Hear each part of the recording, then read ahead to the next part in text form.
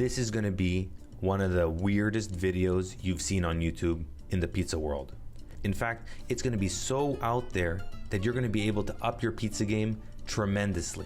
Join me on this mouth-watering journey as I dive deep into the world of pizza dough. I'm gonna be talking about pre-ferment doughs, Biga and Poolish, how they affect the pizza dough, what's the difference between the two, how to make them, and stick around until the end because how I cook them is gonna be quite crazy. Without further ado, let's get to it.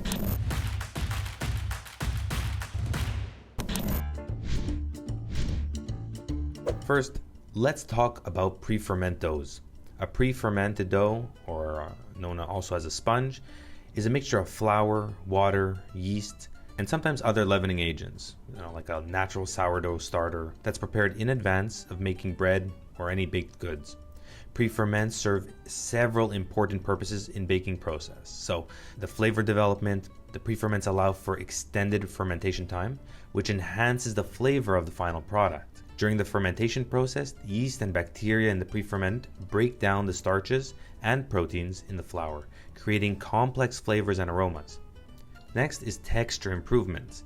Pre-ferments contribute to a development of desirable crumb textures in bread. They actually help to create a more open and airy crumb structure and can result in a softer and chewier interior. And dough conditioning. Pre-ferments can improve the extensibility and handling properties of the doughs. So it can make it easier for you to work with a dough and actually shape it into various forms. Now there's a bunch of different types of pre-ferments in baking. Biga, which is a type of Italian pre-ferment, with relatively low hydration levels, resulting in a stiffer dough. Biga is actually known for imparting a complex and slightly tangy flavors to bread and pizzas. Poolish is a French-style pre-ferment with a higher hydration, resulting in a wet batter-like consistency. Poolish contributes to a mild, slightly sweeter flavor in a bread, and is commonly used in baguettes and ciabatta. Then you have sourdough starters, that is a natural pre-ferment that uses wild yeast and lactobacillus bacteria naturally present in the environment. It imparts a distinctive sour flavor to bread and can be used to make sourdough bread. And another example is pâte fermentée. This is similar to a biga but is made with a portion of leftover dough from a previous batch of bread. It's also known as old dough, and it's a really good way to carry over some of the characteristics of a batch of bread to the next. So for this video, we're going to be talking about Biga and Poolish, because those are the two that I'm going to be talking about when it comes to pizza. So let's jump into it. I'm going to start off with 400 grams of flour and 300 grams of water. I'm adding a little bit of honey, about 5 grams into the water, and 5 grams of yeast into the flour. I mix both well. The sugar in the honey is going to act as a food for that yeast to help things move a little bit quicker. So in a tray or in a bowl, you add in the yeast and the flour and mix them together. In another bowl, you mix the water and the honey together, and you slowly start to incorporate the water into the flour and mix it, not with your hands, just by shaking it up. And you keep doing that for about 5 minutes and adding in that water slowly. The point is to hydrate the flour, not to start to mix it. Then I add in the balanced 200 grams. Total amount of flour is 600 grams for 300 grams of water, or 300 ml of water. You mix it like crazy, keep on shaking it and opening it up, breaking the pieces apart from each other so they become like stringy pieces, and that way when you break it apart, more flour gets hydrated by remaining water and wet flour chunks. After about 10 minutes of mixing, break the pieces apart again, and you should be left with this. It looks like a bunch of dry chunks of floury water. Doesn't look like a ball, and if you were to squish them together, they would compress, but don't. You want everything to be loose. Cover it, leave it at room temperature for about 2 hours, and then in the fridge it goes for 48 hours. Alright guys, I went ahead and I took the Biga dough out of the fridge. I actually had to change the bowl because I needed that bowl for another recipe. But just want to show you what it looks like inside. Yeah, see that? I'll get a closer up soon. But to give you an idea, when you're making this at home, what the smell that you're looking for, the best way to explain it, really, I've actually heard other people call it the same way. It has a smell of yogurt. If it has a smell of beer, where you're smelling that yeast very strong, not good. It means that either it's been sitting too long, it was too wet, but you may need to start again. Yeah, the smell is like yogurt. It's very strange, but that's what it smells like. All right, so let's continue. Now, take it out and get it into a stand mixer. It's going to be much easier than doing it by hand. And with a biga, we don't add any more flour. So we're going to be adding in only water, 100 ml, which is going to bring this to a 66% hydration. The 300 ml that we added in the beginning, the 100 ml that we're adding in now, so that's 400, and 600 grams of flour, that's about a 66% hydration. So we start mixing it on low, and we add in about 15 grams of salt, or 2 teaspoons, and about a tablespoon of extra virgin olive oil. We let the stand mixer mix for about 10 minutes until the water has absorbed fully. Then we crank up the speed to high for about 3 or 4 more minutes. Once you see that it's nice and formed, let it relax for about 15 minutes, stop it, and take it out right away and put it onto your work counter. Get a little bit of oil on your hands and form a ball with that big dough and quickly tucking it into itself. Get some plastic wrap over it, make sure that it is nice and covered all over your table, and let it rest for about an hour. Once the hour is done, get some more oil on your hands, tap it, and it's time to cut for the ball size. When you're weighing them out, each one should be between 250 and 280 grams. Get it in a tray or in a pizza box, cover it so no air gets inside, and leave it at room temperature again for another hour. After that, it's time to cook. Now, before we jump into the cooking, let's talk about the Poolish dough.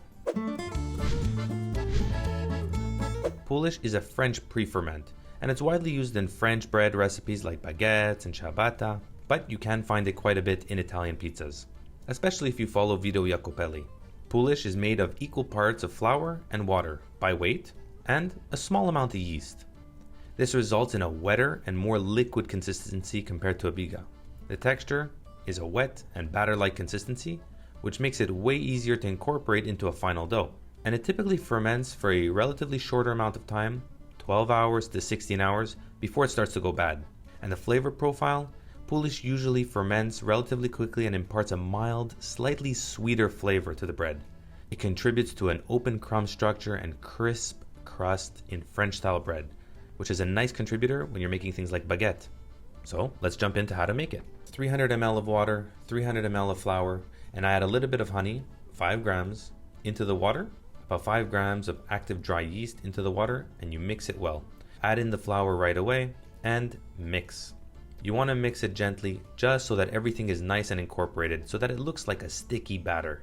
This should take you no more than 2 or 3 minutes. Once it looks like that, cover it and let it sit at room temperature for 1 to 2 hours, depending on how hot it is. 2 hours later, get it into the fridge overnight. The next day, let's take it out of the fridge and look at what it looks like. It really does look like a wet sponge. Now we're going to start preparing the actual bread dough. For every 100 ml of water that you're adding, it is another pizza that you're going to be making. So we're going to be aiming for a 65% hydration, very similar to the biga, so we're comparing apples to apples. Starting off with 700 ml of water and about 25 grams of salt, and mixing it all well until that Poolish is starting to dissolve quite nicely into the dough. Then for every 100 ml of water that we added after the Poolish, we're going to be adding 300 grams of flour. In this case, I'm going to be adding in about 1.2 kilos of flour, which will bring it to a 65% hydration. You mix it well, you get it onto the table, and you start to knead it for about 10 minutes until it has a nice consistency. Now it may feel sticky, but just move quickly and it won't be a problem for you. After about 10 minutes, cover it up even if it's sticky, and you'll see it'll become much more manageable and easier to deal with.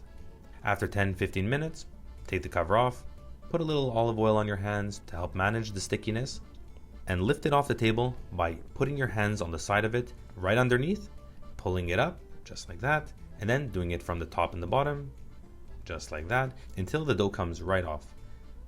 And you put it on itself and you'll start to see the dough on the top become nice and smooth. Add a little more olive oil onto your hands, give it a little tap, pop, pop, pop. Very, very airy, very soft, and cover it once again. Here you're going to be resting it for no more than an hour.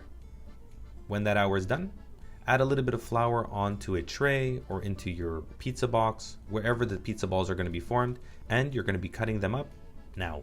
Each one should be aimed to be at around 250 grams to 280 grams. You fold them in on each other, and the way you form the pizza balls is quite simple. You From one side, you fold it into the palm of your other hand, twist it, and do the same motion. Do that about 3 or 4 times, and then pinch the base and put it right on that tray. Cover it with saran wrap, and once again, leave it to rest for 1 hour or to double in size. And at this point, it's time to preheat the oven. If you're liking this video so far, don't forget to hit the subscribe button and give this video a big thumbs up. Hit the notification bell so you can stay up to date with all the videos that we have coming out. And by the way, if you haven't, check out our members blog. Some awesome perks, and I'll leave a link for it in the description section. Okay, cooking time. Now while you're waiting, prepare your fresh mozzarella, grated Parmesan, and freshly squeezed and crushed tomatoes. All right, we're gonna start with the biga dough. First thing, we're gonna get semolina and pour a nice amount on the counter. We're gonna start off with a small dough. Wow, it is so fluffy. You gotta move quick. Take it, boom, boom.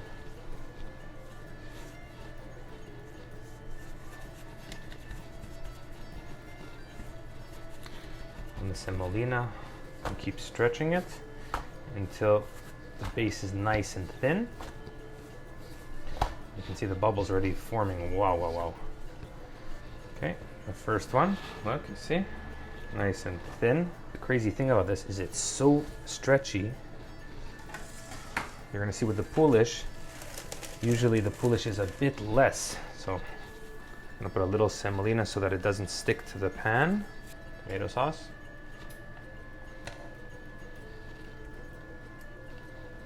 Circular motions. A little bit of Parmesan. Cheese, mozzarella, freshly cut mozzarella. If you can, better to stay away from that stuff in a bag, because that stuff is not fresh. And trust me, fresh mozzarella is always better. Don't be cheap with it. Boom. Stretch it out again.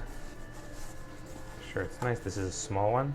All right, now let's go and put it in the oven.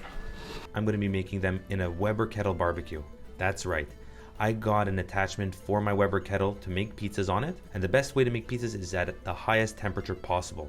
And to hit those 700, 800 degree temperatures is to use lump charcoal, not briquettes, and to throw in some good wood chunks in the back as well. Only 10 seconds in. You can already see how much it's grown. We're gonna rotate it in 5 seconds. All right, perfect. All done, the first one. Wow, look at that. Number 1, biga's done. We're gonna go ahead and do the Poolish now. All right, biga is done. Now we're gonna go ahead and do the Poolish. Wow, this one is insanely airy. Whoa, whoa, whoa, whoa. Okay. Look at that, look at that. Wow. Insane, insane, this dough. Definitely the biga is less delicate.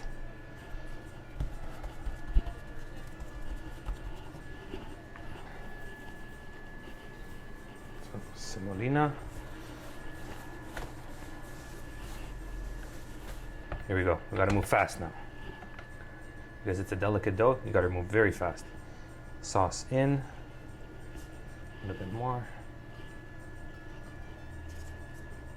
It's not supposed to be swimming. A little bit of Parmesan, fresh mozzarella. Don't be cheap with it. Sprinkle of olive oil. Always use extra virgin olive oil when making pizza. Boom. And remember guys, you gotta move very fast now. Very, very fast. Get it on the peel, and in the barbecue it goes. Here we go, we can see the flames in the back, the smoke coming out. All right guys, so this is the biga dough. The Poolish is in the barbecue. We have our little helpers today. We have my sisters Maya and Leah, my cousin Avi, and everyone is going to taste a biga and a Poolish, and we're gonna take our time and see which one really is the best.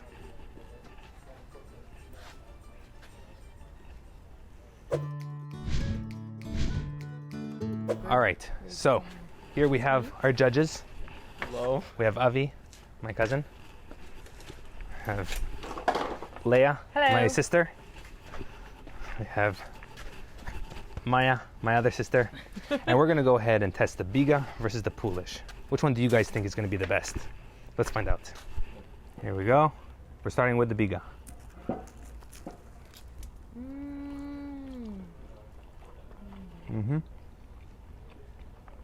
Amazing. Oh my gosh. The dough pulls. It's very soft Tastes like and stretchy and chewy. Abby? Absolutely incredible. All right, we're gonna finish eating, and then we're gonna go ahead and film which one we thought was better. All right, now we're gonna go ahead and try the Polish dough.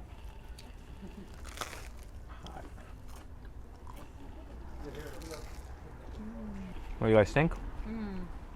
very good. Personally, I prefer this one. Me too. I like this one I more. like the other one more. Oh yeah, you like the Biga? Let me try right into the dough. They're both amazing. This one's more like a crunch style, and this one's more like a chewy style. I like the second one better. Wow. And Polish. What do you like about the second one? There's more like it's doughier. I don't know. Has a particular fluffy. taste I really like. Fluffy? Yeah. Oh my For me, God, the first yeah. one, the Biga it's more chewy. Like, it pulls. All right, we're gonna go ahead and finish this one, and we'll come back to you.